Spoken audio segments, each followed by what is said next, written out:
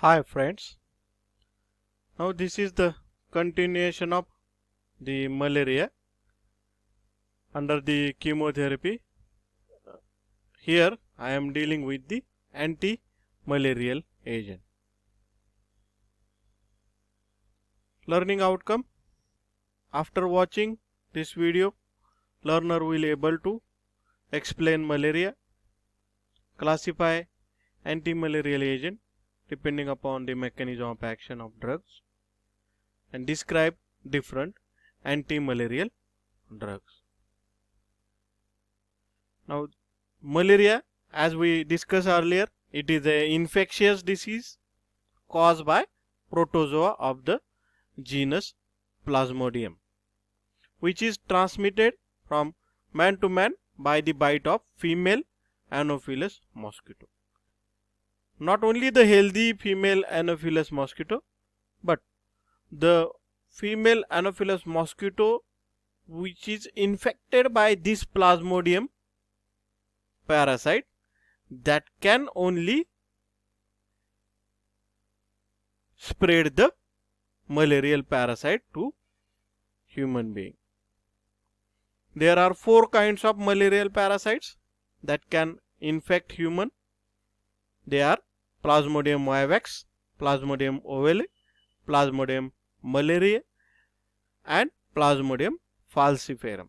So out of these 4, Plasmodium falciparum causes a more severe form of disease, and those patients who are suffering from the infection of Plasmodium falciparum, they are having the higher risk of death. And this malaria is a life-threatening disease, and it is typically found in tropical and subtropical climates where the parasite can live. Anti-malarial agent: the drugs which are used to treat the malaria are called as anti-malarial agent. Their classification: they are classified as follows. First, causal prophylaxis is the first class. It will prevent the maturation of sporozoites within infected hepatic cell. Now you can see that the prevent the maturation of sporozoites within infected hepatic cell. You can see here that causal prophylaxis in the life cycle of malarial parasite. It will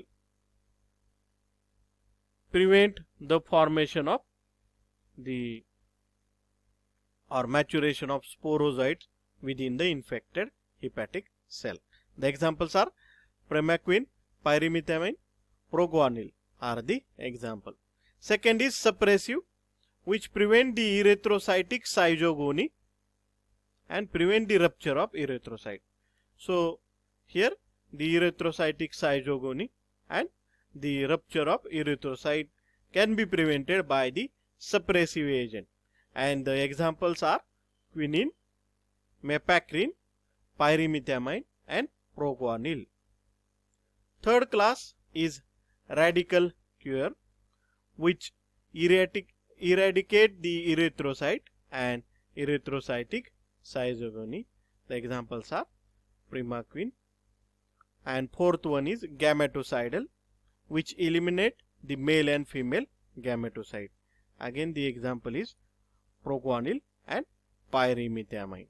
So here you can see the site of radical cure that will act in the tropozoite level and the zygogony, erythrocytic zygogony, and it will eradicate this and thereby producing the antimalarial effect. And gametocidals, they will inhibit these gametocytes. They will inhibit these male and female gametocyte. Example are pyrimethamine and proguanil. Now we will see the individual antimalarial agent. First is the quinine. This is the first antimalarial agent of the planet, and it is an alkaloid which is obtained from cinchona bark. Now there are different species of cinchona is available, such as Cinchona calisaya, Cinchona succirubra, Cinchona officinalis, and Cinchona lubriana. So out of these quinine is obtained, and this is a first antimicrobial agent. It is a schizointicidal and used as a suppressive. It is protoplasmic poison as it depresses a variety of enzymatic process, reduces ciliary activity, and inhibit phagocytosis. It has local anesthetic property. The LEO form is active as an antimalarial agent. It has bitter taste and having the mild analgesic and antipyretic effect. Completely absorbed when administered orally. Metabolized in liver and excreted in the urine. Now, synchronism. Synchronism is a term which is used that the person who are taking this quinine, they are normally heard the ring, that is ringing in the ear. Whether the ringing is not there or not, they can hear the sound of ring, and that is because of the damage to the auditory nerve by the quinine. So this is the major side effect. Other than that, black water fever is the major side effect of quinine. It is toxic and now used only for those organisms which are resistant to the other drug. So by knowing this structure of quinine, different synthetic antimalarial agents are formed. They we will be discussed further, but this is a drug of choice when the other synthetic drugs which are resistance, the organism which is resistant to that drug, then you can give this quinine to that patient. Next, chloroquine is again one of the well-known drug for the treatment of malaria.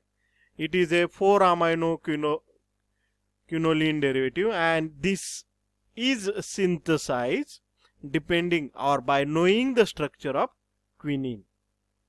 It is very effective against the erythrocytic form of Plasmodium and rapidly controls the clinical attack. Immediately absorbed orally but excreted slowly, being bound to plasma protein. It accumulates in the liver and exerts an appreciable effect against the hepatic form of Entamoeba histolytica. And this chloroquine at high dose and long-term use of this chloroquine may lead to damage to the optic nerve, and that may lead to blindness. So this is the drawback of chloroquine. Next drug, proguanil. This is a bisguanide. It is completely absorbed but rapidly excreted and is metabolized in the body to an active form. So this proguanil is a prodrug. The active form after metabolism, the active form which probably suppresses the nucleic acid synthesis in malarial parasite and thereby depriving it of use of folinic acid. So the proguanil itself is inactive, but the active form after metabolism in the body, the active form suppresses the nucleic acid synthesis.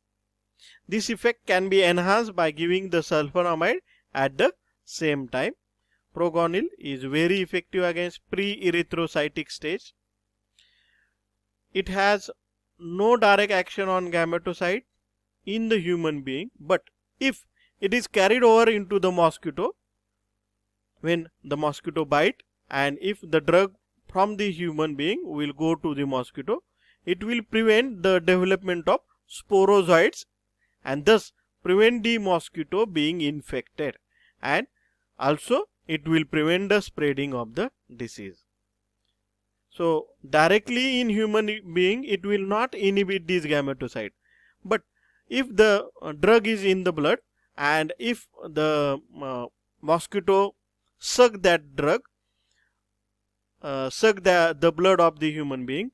Within that blood, the drug will go into the mosquito circulation, and there it will inhibit the development of sporozoites, thus prevent the mosquito becoming infected and spreading of the disease. It is effective in acute attack of malaria but slow in action.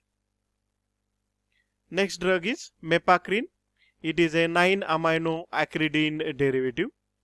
It is very effective against erythrocytic form of most Plasmodium species. It may be given orally but can cause gastric upset, CNS depression and excitement. And it is stain the skin yellow and it is not now used in the therapeutic. Primaquine. It is a 8-aminoquinoline derivative, effective against both gametocidal action as well as destroying the exoerythrocytic form. It has little cyanoticidal action, and so it is used in combination with chloroquine. Now chloroquine is having cyanoticidal action, primaquine is having gametocidal and exoerythrocytic action. So the combination of this chloroquine and primaquine will show the synergistic effect, and this make the side effects of this primaquine. It may cause nausea, vomiting and abdominal pain. Next drug, artemisinin derivative. Now this artemisinin, it is a new drug. Again it is a natural drug. Artemisinin is a active principle of the plant Artemisia annua.